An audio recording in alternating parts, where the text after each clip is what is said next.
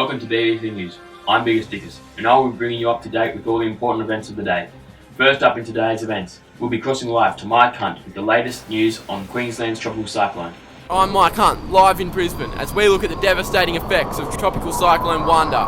Wanda, arriving on Wednesday, made its way from Fraser Island, with torrential rain of 1,400mm in the Brisbane region, and in its trail a large amount of destruction.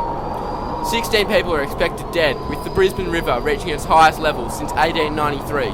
Across the east coast, swells have been reported up to 4.5 metres high, causing severe beach erosion. An estimated $200 million in damages was caused as the government now scrambles to take preventative action. Tropical cyclones, such as Wanda, typically form over large bodies of relatively warm water. They derive their energy through the evaporation of water from the ocean surface, which ultimately recondenses into clouds and rain when moist air rises and cools to saturation. Back to you in the studio. Our condolences to all those affected by Wanda.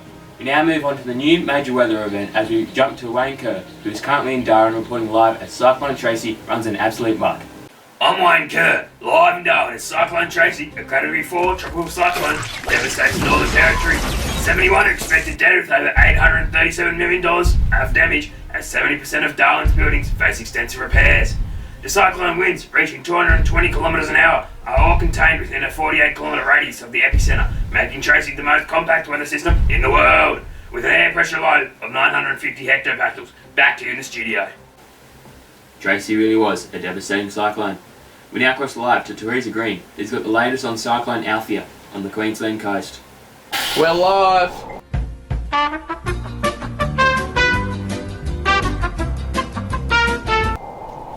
I'm Teresa Green, live in Townsville, as we recap Cyclone Althea, Category 4 tropical cyclone with devastating effects on the Queensland coast. 3 inbreds, Townsville locals, are confirmed dead, and the cost of damage is over $50 million. The damage to houses, in particular housing conditions, is extraordinary, with 90% of Magnetic Island's homes damaged or destroyed. As you can see, the flood levels have reached an all-time high. Oh, there, man. The winds reached a high of 175 kilometres and are still gusting strongly. Residents are advised to steer clear of the area till further notice. Back to you, Biggest. Teresa Green there. Excuse me.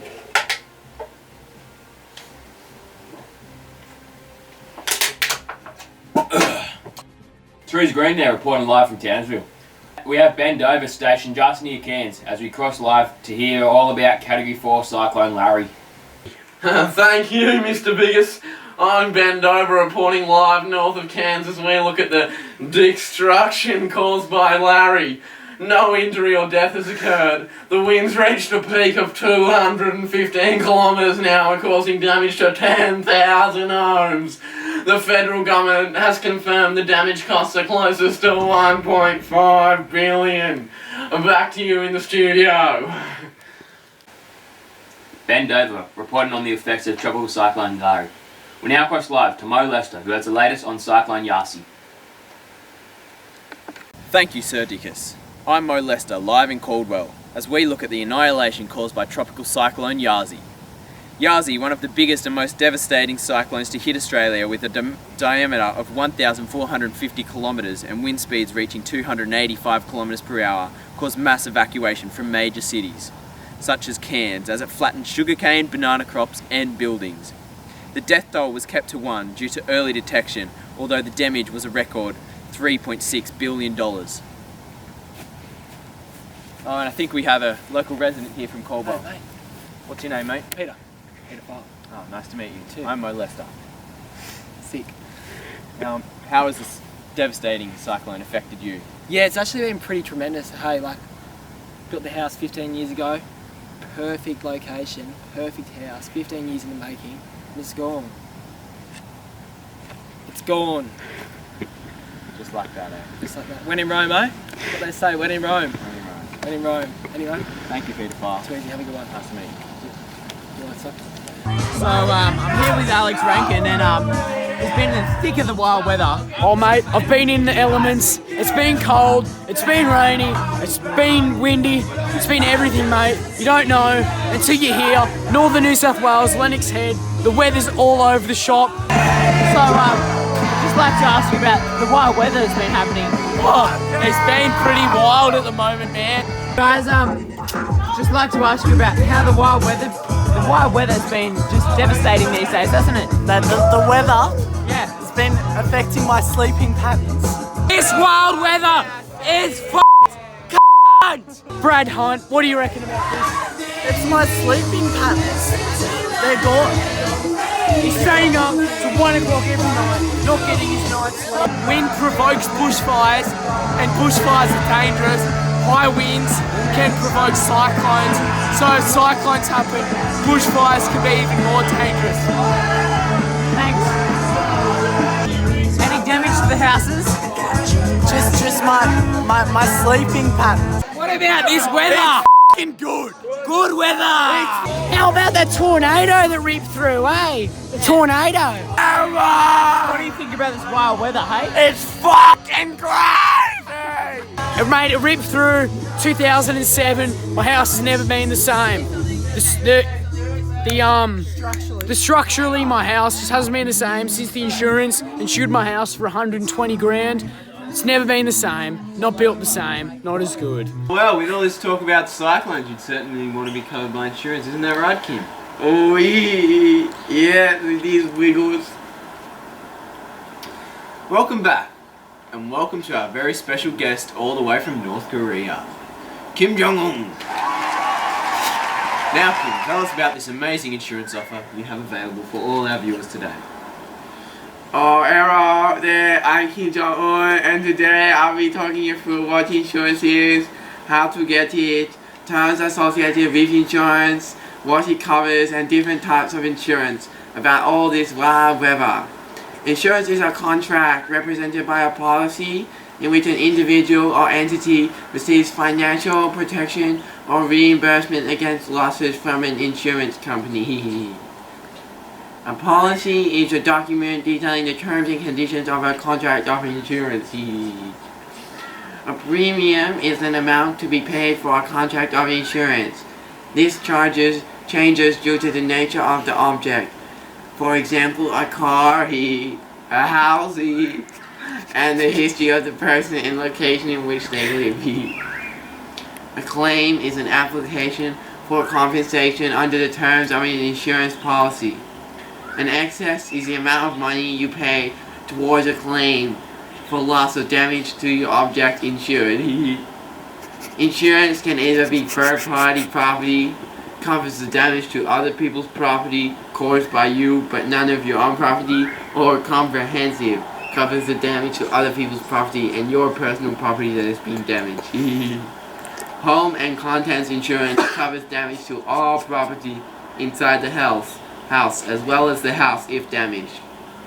Causes of damage that are covered under insurance include wild weather events such as tropical cyclones, floods, and dust storms. Thank you. I Kim Jong-un. Go North Korea. Sucking up Kim Jong-un. We now look at the improvements over time that have enabled us to better prepare for, predict cyclones, and evacuate the areas they hit. The key developments that have aided in cyclone detection and the ability to prepare lie in technology. The government can now put warnings on news through text messages and also educate people about the dangers through news channels. We now have apps that send alerts to all users, like NOAA weather alerts when wild weather is coming. Better prediction due to improved satellites allows us to alert the population. Mo, can you tell us more about technology? I know this sounds awfully frightening, Big D, but thanks to the technology we have today, it's becoming easier to detect these humongous storms and hopefully prevent any more old ladies being thrashed around like rag dolls. Measuring equipment has become more reliable and accurate thanks to different sensors that can be connected to the data logging equipment. Satellites orbit the Earth, take measurements of the atmosphere. This includes simply taking photographs to show cloud movement, as well as remote sensing technology to measure characteristics of the atmosphere. Oh, thanks for that, Mo. We now have the one and only John McRaincloud for the weather update. John McRaincloud here, as you've been keeping up to date with the latest weather around the country. Take a look at this weather map you see. Now you have no ever wonder what these small lines on the weather map are. On the weather maps, the air pressure in different places is shown by these. These called the isopars. If the isobars are close together, that means that the air pressure is high, and as a result of this, the winds in the region will be very strong. The isobars are a long way from each other. This means that the difference in air pressure between the two places is small, and as a result, the air will be quite gentle. Atmospheric pressure at the force per unit of the area due to the weight of the atmosphere. The pressure of the atmosphere is measured in hegapascals.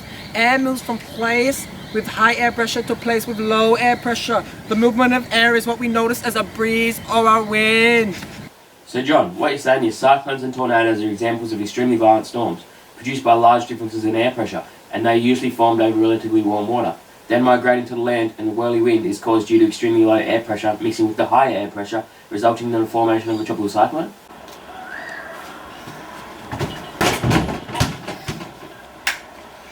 Scientists now use high-frequency radar to monitor the strength and direction of Earth's winds. Light detection and ranging, LiDAR technology, beams laser light through the atmosphere, which is reflected by dust and fine particles. From the collection of this data, wind speed and direction can be determined over large areas. LiDAR uses high-frequency electromagnetic waves, and its higher frequency radiation will be reflected by smaller particles than lower frequency radiation of radar, allowing it to determine wind characteristics in clear conditions. And there you have it, Big Dickie. With all this new techno shit, it seems as though we won't be seeing as many lives lost. This is John McRaincloud and my Lester, sucking off.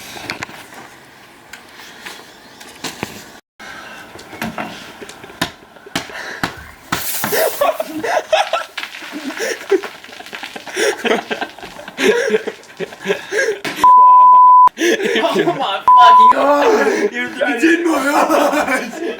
Thrown it in the pool. Well, that's it for today on BBC News. For all the fans watching at home, stay safe and don't do anything the crew and I wouldn't do. That's me, Biggest Diggers, sucking off.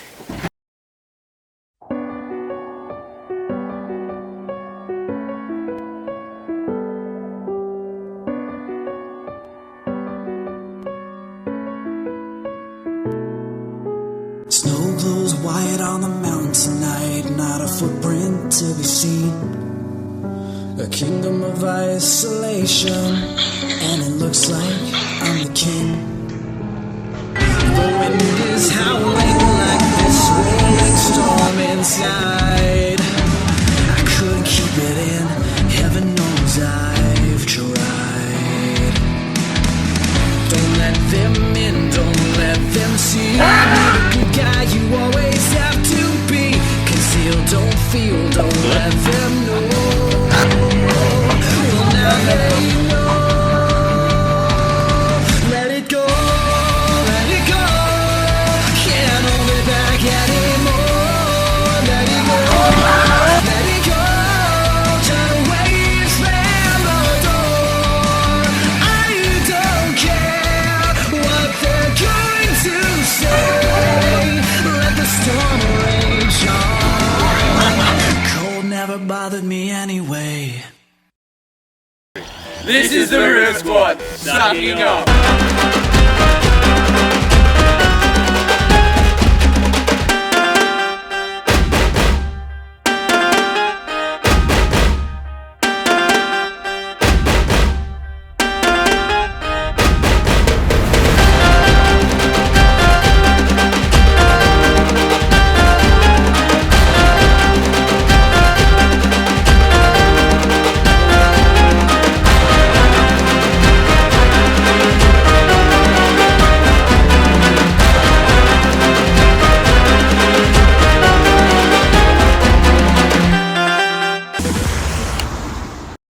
Too much beer for me.